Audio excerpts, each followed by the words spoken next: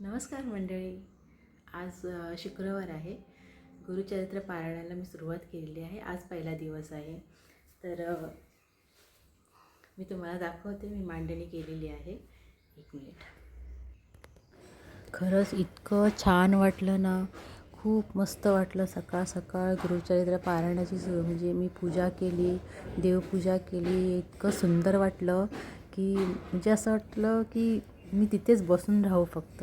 आणि कधी सुरू करते फक्त एवढं मला हे होतं, कारण मला पोळीचं टिफिन करायचं, त्याच्यामुळे मी थांबली होती. नाही तर मी तेव्हाच सुरुवात करणार होती पूजा वगैरे झाल्यावरती. खरंच खूप छान आहे. माझी देवपूजा पण सकाळी झालेली. मी 3-3:30ला उठून सगळं झाडू कटका सगळं आवरून नंतर पहिला देवपूजा केली. नंतर मग दत्तगुरू महाराजांची मांडणी केलेली आहे.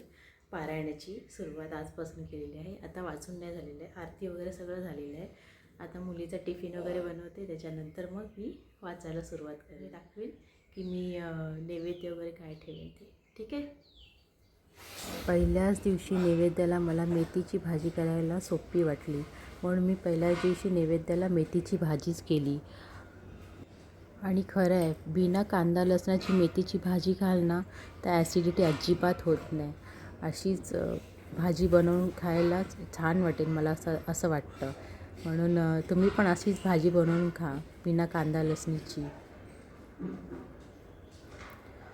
मी नैवेद्य झाल्यावरती एक 10-15 मिनटं नैवेद्य ठेवला. त्याच्यानंतर मग मी नैवेद्य घेतलं. ते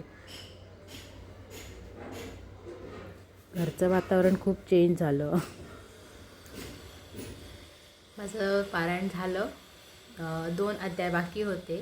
ते मी नैवेद्य दाखवून झाल्याच्यानंतर 1 वाजता काढायला घेतलं.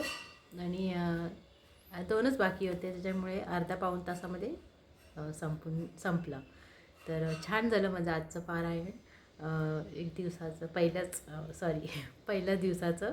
आणि पुढचे पण छान जाऊ दे, अशीच देवाजवळ प्रार्थना आहे. आणि कसा वाटला तुम्हाला हा व्हिडिओ? लाईक, शेअर, सबस्क्राईब करा आणि कमेंटमध्ये नक्की सांगा. पुन्हा भेटूया. बाय.